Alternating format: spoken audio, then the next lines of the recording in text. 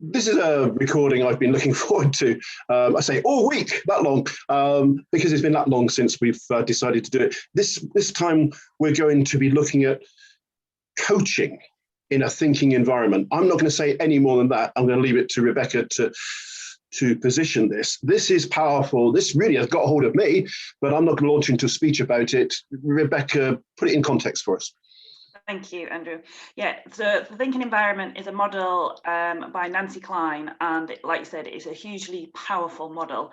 And on the front of the book, it says, listening to and ignite the human mind. It is all about creating that listening environment to ensure that people can think for themselves, and that's what it's all about, thinking for themselves. So she suggests there are 10 components of a thinking environment, and these are things that we've talked about individually in previous videos. And I think the challenge for many people is it's quite different to what we're used to in our society, in our culture at the minute. And I think the challenge is, how can we use this and implement this in our workspaces, in our coaching environment and things. And like we said today, looking at it as a coach. And I think if you're not familiar with this model, it will seem completely alien. And I think for some coaches, it will be hugely, hugely uncomfortable.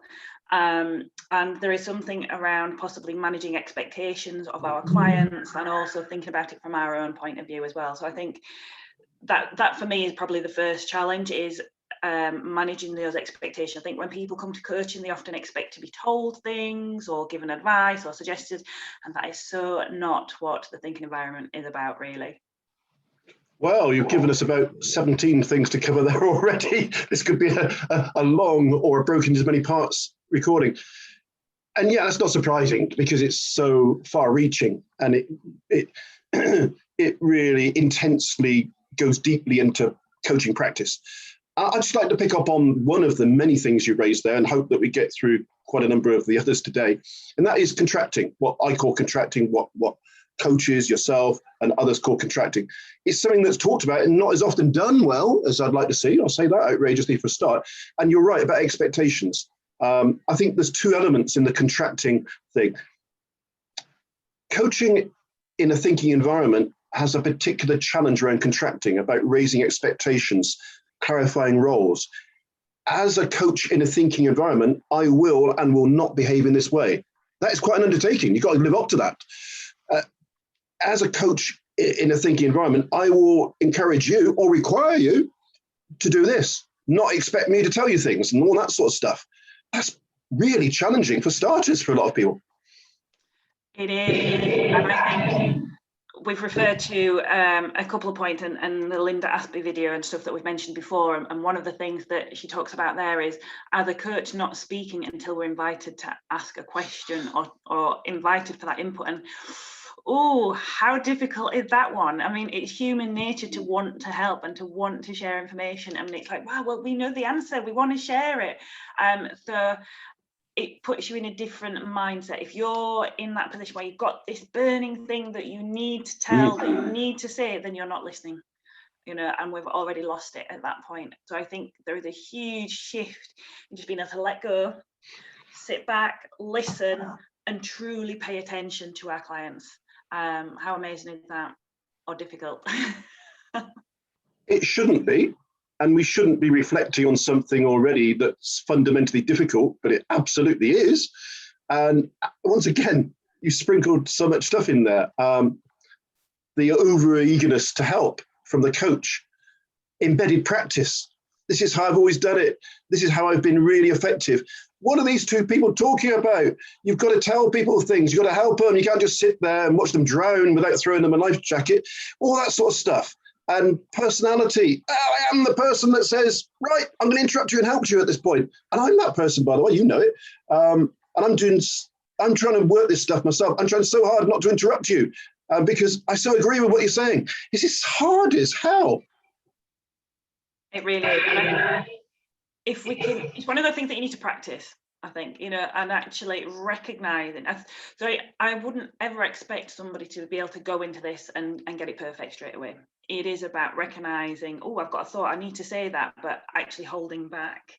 And I think you told me about the acronym WAIT, why am I talking? And I think this is really useful in this environment, isn't it? It's like, wait and let them continue. Because the thing is, if we interrupt at that point, it could disrupt their thinking and send them off a completely different tangent.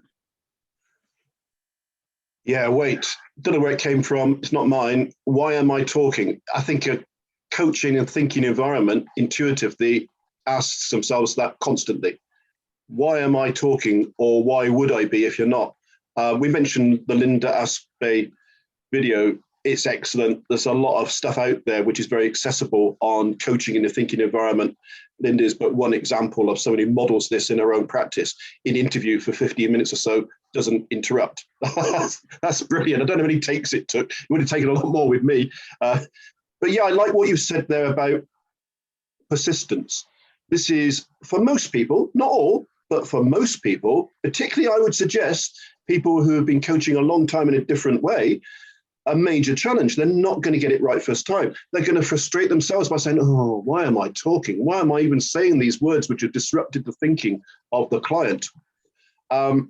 And the difficulty of it and the challenge of it, in my view, should not be an obstacle for the efforts that need to be made to do it. Yeah. Anything worth having is going to take time to learn. I think, we don't just become coaches overnight anyway. So again, it's about that continuing professional development, and it's just willing to learn something new and challenge ourselves. And that's what we ask our clients to do. So why can't we do it ourselves as coaches? Yeah, I reckon a lot of people that started with this have now said, whoa, I'm not having this.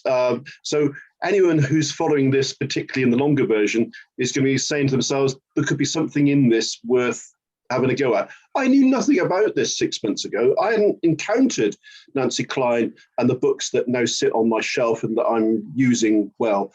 This is new to me. And as a 40-year person in this business, that's great, because there's so much stuff out there for the next 40 years that I can find as well. So this is really impacting on me and causing me to question my practice.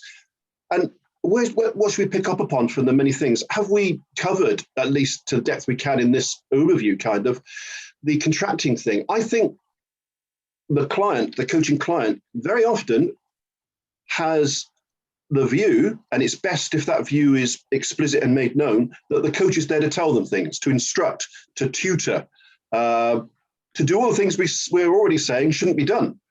Not to sit there and say, have you thought about this enough? What else are you thinking? And all the things that a thinking coach would say, they're thinking, what do you mean? Tell me. And that is, what do you do in that situation? In my view, to answer my own question quickly, you contract more thoroughly to say, in this situation, maybe not all the time, but maybe in this conversation or this part of this conversation, this will be a non-interrupting. You said something before we got going that we wish we always recorded. You've got your notes and I didn't, about the stillness. Can you explain the stillness thing? Because that reaches deeply, I think. Yeah. It was something that Linda had mentioned in her video, is that we need stillness before we can have movement. And it just really hit me. I thought, oh, I like that one.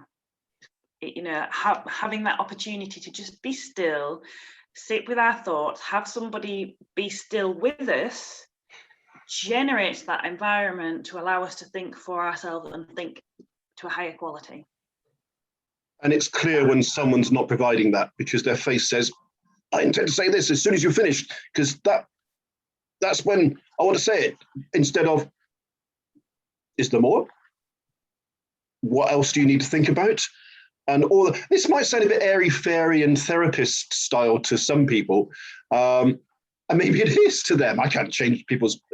I come from the developmental side of coaching, the coaching for performance. I'm not a therapist. I'm not an analyst. And I can see how perhaps the counselor, analyst, therapist side of coaching would have the skill set and the value set that would most easily lock into this. But anyone can if you believe in it. Yeah, it takes that bit of practice. It doesn't come naturally, but I think that's because of the culture and the environment, and we're constantly being bombarded by lots and lots of information. So this is quite unusual, but stick with it. It is really, really powerful. And I know another aspect of the whole time to think 10 component thing, which is the framework for this, that you have helped me to understand, is that this doesn't have to be do it all the time, do it in every way. We've got to be realistic about what we can take on and achieve and live up to at a time.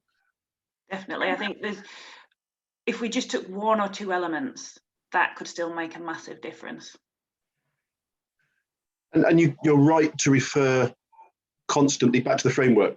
Coaching in a thinking environment is not an abstract thing. Well, off you go and coach in a thinking environment. Coaching in a thinking environment, I'm going to show my command of technology, is once again based upon ultimately the first of, followed by more time to think, followed by the promise that changes everything. I will not interrupt you.